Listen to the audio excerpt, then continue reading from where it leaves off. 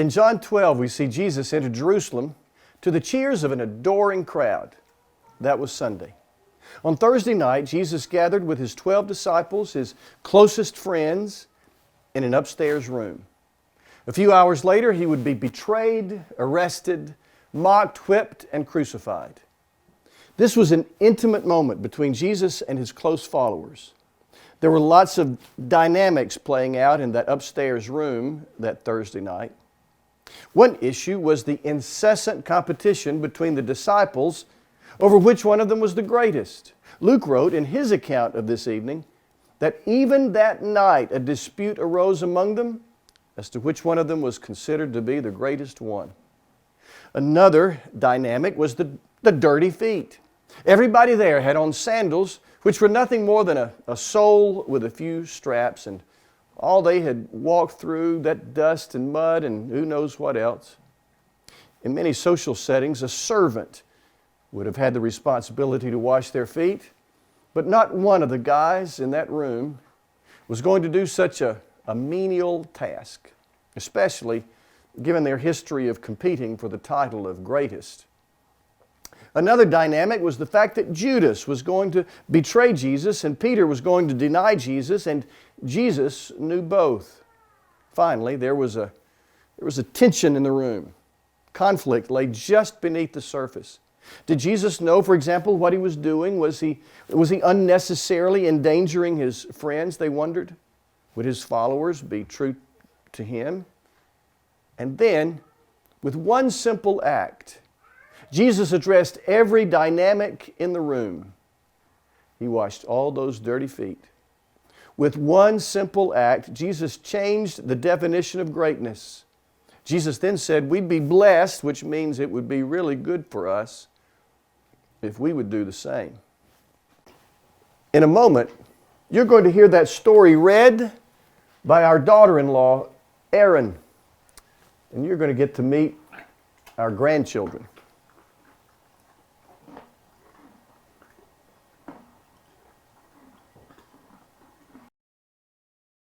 John 13, verse 2.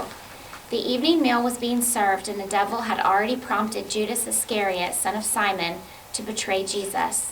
Jesus knew that the Father had put all things under his power, and that he had come from God and was returning to God. So he got up from the meal, took off his outer clothing, and wrapped a towel around his waist. After that, he poured water into a basin and began to wash his disciples' feet, drying them with the towel that was wrapped around him. When he had finished washing their feet, he put on his clothes and returned to his place. Do you understand what I have done for you? He asked them. You call me teacher and Lord, and rightly so, for that is what I am. Now that I, your Lord and teacher, have washed your feet, you also should wash one another's feet. I have set you an example that you should do as I have done for you. I tell you the truth. No servant is greater than his master, nor is the messenger greater than the one who sent him. Once you know these things, you will be blessed if you do them.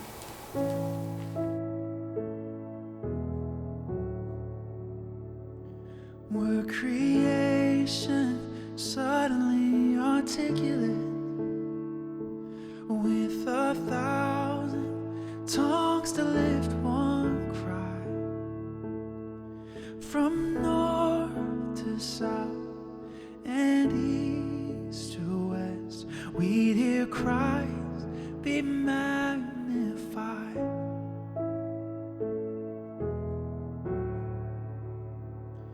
Were the whole earth echoing his eminence,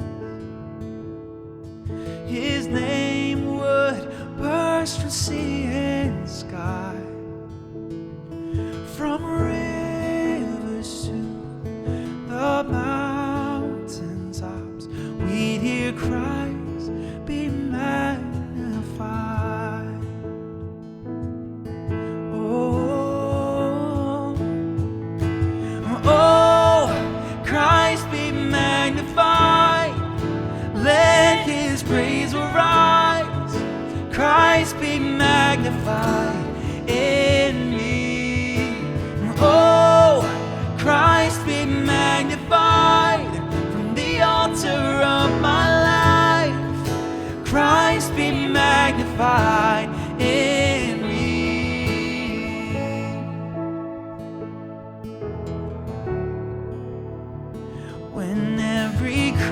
nature finds its inmost melody, and every human heart its native cry. Oh, then did one enraptured hymn of praise. We'll sing, Christ be magnified. Oh, be lifted high, Jesus. Oh, Christ be magnified.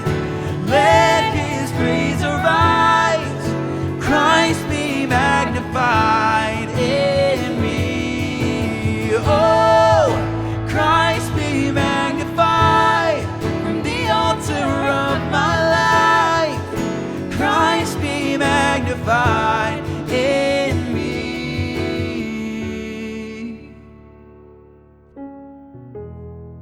Be magnified. Oh, be lifted high. I won't bow to idols. I'll stand strong and worship you. If it puts me in the fire, then I'll rejoice, 'cause you're there too. I won't be formed by feelings. I hold fast to what is true. If the cross brings transformation, then I'll be crucified with you. 'Cause death is just a doorway into resurrection life. And if I join you in your suffering, then I'll join you when you rise. And when you return in glory with all the angels and the saints, my heart will still be singing. My song will be the same. Oh, Christ be magnified. Let his praise arise.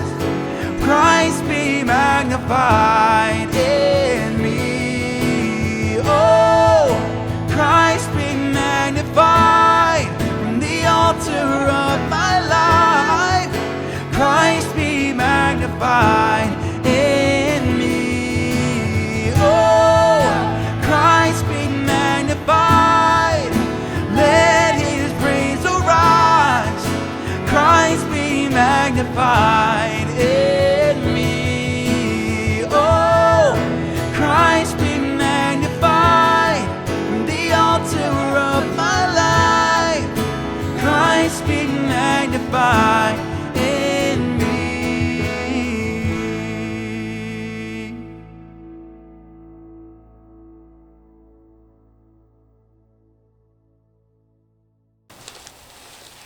Guys, a few minutes ago, you heard Liam and Lydia's mom read the story of Jesus washing the disciples. Yes, we did. So, does that sound like a fun thing or a kind of a gross thing? A gross thing. A gross thing. Especially in COVID. Yeah. You're especially in COVID. That's right. That's right. That would be really bad. I don't like COVID. COVID is boring. I don't like wearing masks. Yeah, I don't either. I don't either. So, if you're going to wash somebody's feet, you have to be like you're serving them. You're doing something for them. Like, do you remember when Essie fell off that horse? Essie fell off that horse, and your mom, and then your mom came and helped Essie. They were serving her. They were helping her. Have you ever done anything to help somebody? I helped Miss Susie with the horses. Yes, you did. Beckett, have you ever helped anybody? No, you've never helped anybody. Wow. Yes, you have. I have. You helped. Look, you're helping your brother right now so he doesn't fall off. So you're helping him. That's right. You're serving. See, we're serve people. We do things that maybe are not fun and kind of gross, but to wash their feet is to help them, right? It's kind of like, opening, like serving someone tea or like giving them dinner or like opening the door. That's right. That's exactly right. Camden, have you ever helped anybody? Liam, You did? What did you do? It's disgusting. I tried to catch Essie. You tried to catch Essie when she fell off the horse. That's right. You just missed her a little bit. So, what else do you think about? Would you wash somebody's feet? Yeah. No. Yeah. You would? Not my sisters. Oh, you wouldn't watch? No, you wouldn't watch. Everybody except my sister. Yeah, anybody except you. Becky, would you wash somebody's feet? No, you don't think so? Why not? Would you wash somebody's feet? Whose feet would you like to wash? They're stinky. Oh, they're stinky. Yeah, that's true. Easie's feet? Would you wash Easie's feet? All right. So anybody have any more thoughts on feet washing, on washing feet? Washing horses' feet? How about later today we wash the horse's feet? Yay! Would that be okay? Yeah. All right.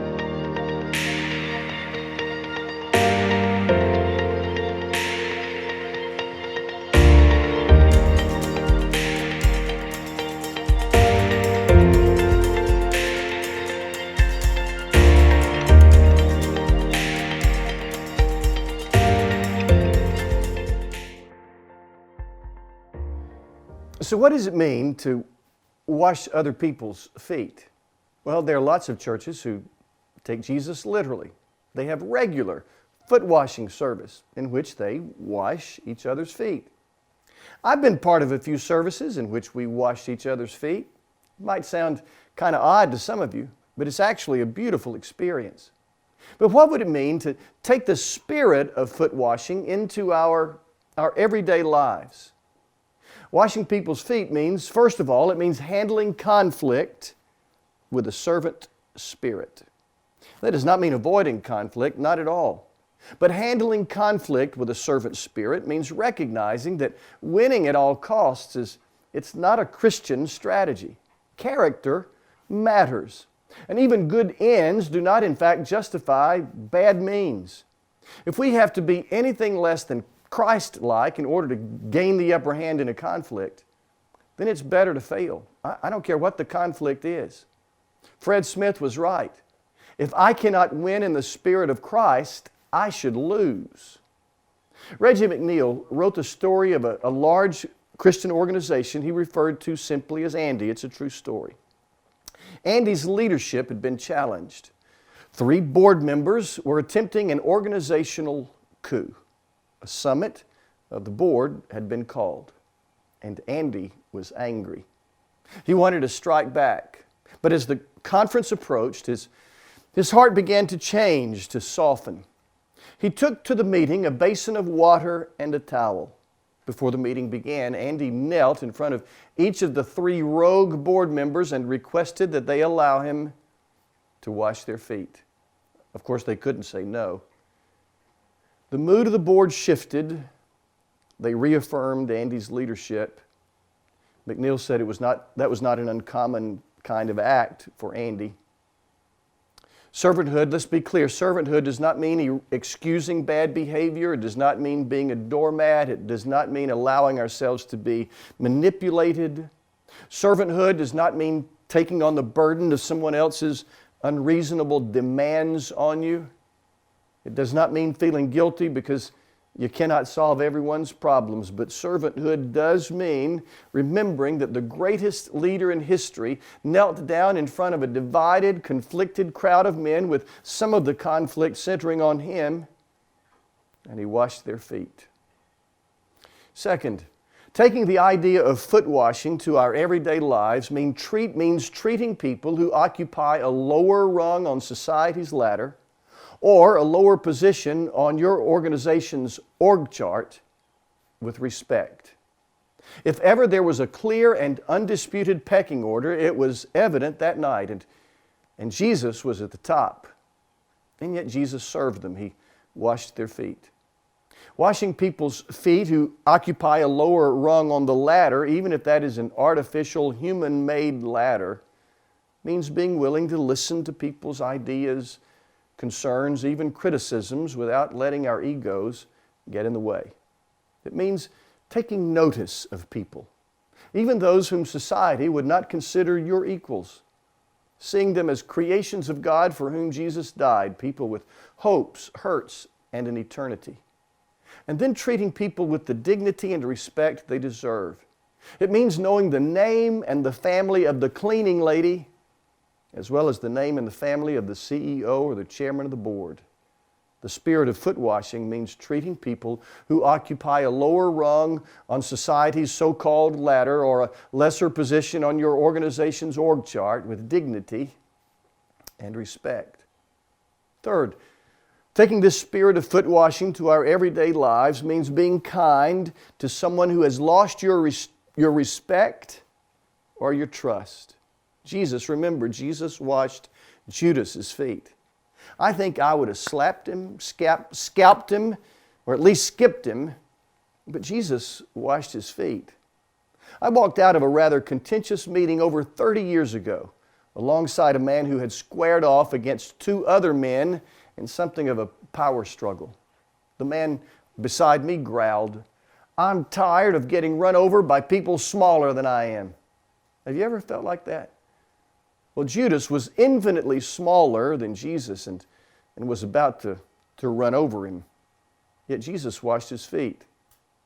Now that's risky. We're perhaps never more vulnerable than when we are kind to those who would just as soon betray us as look at us. We are perhaps never more vulnerable than when we serve those who would turn on us if there was something in it for them. The ultimate act of service, perhaps, is to somehow perform an act of service for our own Judases. Finally, taking this idea of foot washing to our everyday lives means acting humbly when nobody is looking. Nobody saw Jesus wash those feet except his disciples. This was not a performance for the crowd. It was a genuinely humble act behind closed doors. That was not unusual for Jesus, but it is for us. By nature, we want people to notice our acts of goodness. A few years ago, I spent 30 hours homeless. 6 of us from our church slept in a shelter with people experiencing homelessness. It was, as you might imagine, quite the experience. The next day at midday in Monroe Park in Richmond, I decided to have my lunch. Well, I had just pulled out the lunch packed for us by the shelter when a guy I came to know as Popeye pulled up on his bicycle. Popeye was a man without a home living in a tent in the woods behind a cemetery. My first thought was what poor timing his arrival was. And then I thought it through. Popeye seemed like a good guy, and Popeye probably didn't know where his next meal was coming from. And I knew that at the end of the day, I was going to have a big sit-down dinner. So I decided to share my lunch with Popeye. I ate half the sandwich and gave him the rest of what was in the bag. He was really grateful and really hungry and wasted no time in taking advantage of my generosity. I had helped Popeye, but I had also helped me. I felt like my heart had enlarged a bit. My character was strengthened a bit. But then the 6 of us from our church were sitting around at the end of the day talking about all that had happened. And I thought about having given Popeye my lunch at midday, and I honestly had this thought. I told myself, let it go, don't say anything about it. But I couldn't help myself. At what seemed like an opportune time, I casually mentioned I'd given a big part of my lunch to this guy named Popeye. I tried to sound as if it were nothing, the kind of thing I do all the time. And as soon as I said it, I felt like I lost something. I'd lost that deep joy that comes from doing an act of service and not letting anyone know about it. Let me be clear. That's how not to do it. Let's practice secret service. Like, giving an anonymous financial gift to someone who is having financial problems. Like when you accidentally spill a drink in the break room, cleaning it up after ourselves, even though no one is looking, instead of thinking that's what we pay the custodial staff for. Like going out of your way to give a hand up to someone who's been knocked down without anyone knowing about it. We serve others best when we do small and secret tasks. Before I spoke a word, you were singing over me. You have been so, so good to me. Before I took a breath, you breathed your life in me. You have been so, so kind to me. Oh, the overwhelming, never-ending, reckless love of God. Oh, it chases me down, fights till I'm found, leaves the 99. I couldn't earn it, I don't deserve it, still you give yourself away. Oh, the overwhelming, never-ending, reckless love of God. Yeah.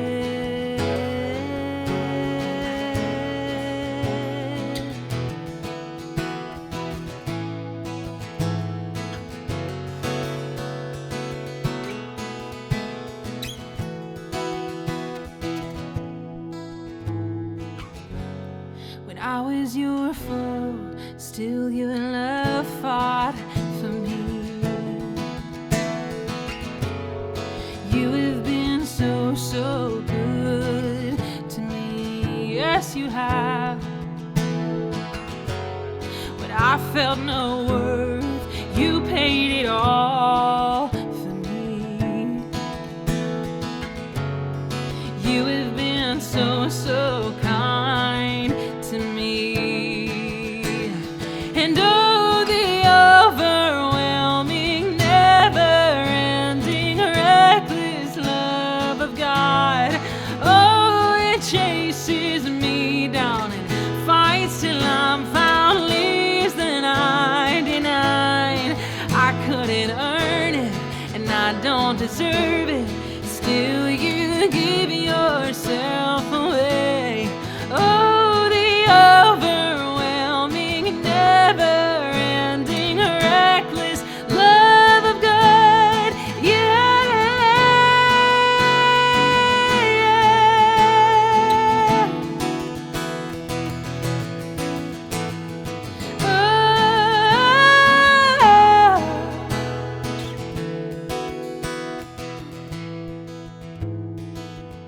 There's no shadow you won't light up, mountain you won't climb up, coming after me.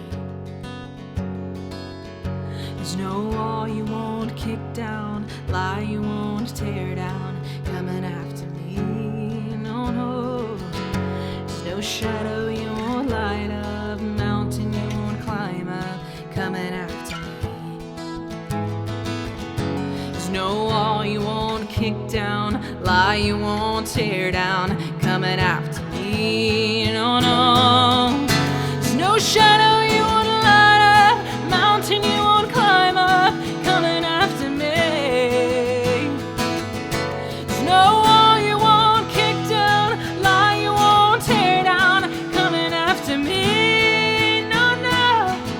There's no shadow you won't light up, mountain you won't climb up, coming after me. There's no wall you won't kick down, lie you won't tear down, coming after me.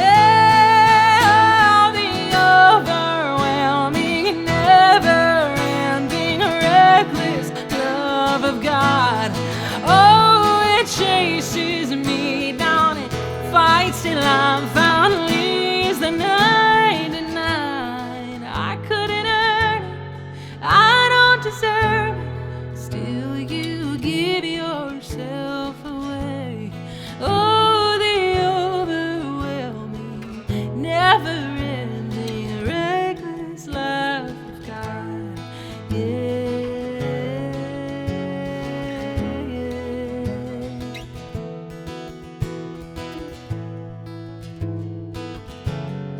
Oh.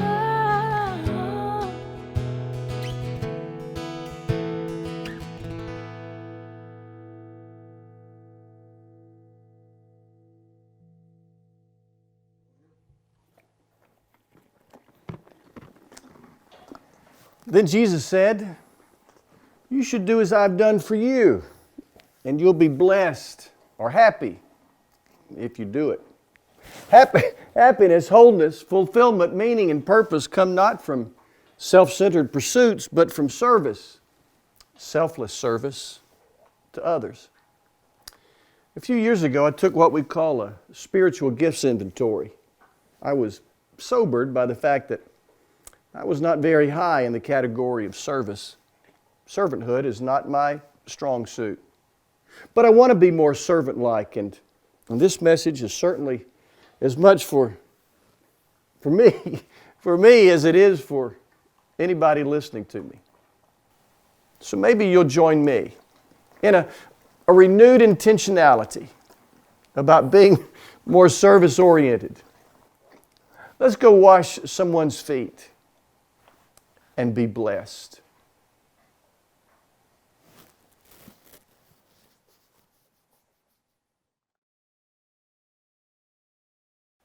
Thanks for joining us this morning. I'm Kristen, minister to kids and families.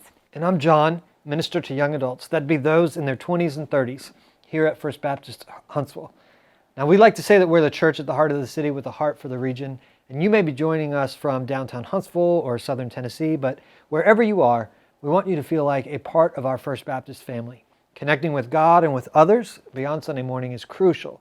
So we hope that you'll want to check out our website at fbchsv.org and our Facebook page to find discipleship and connection opportunities available to everyone wherever you live. There are lots of events coming up for individuals and families of all ages that you may want to be a part of, so be sure to visit our website for more information. We're also looking forward to being back for in-person Sunday Bible study on April 11th. We'd love the chance to connect with and pray for you, so text the number on the screen and we'll reach out. We won't add your name to any mailing list, but we will find out how we can best serve you.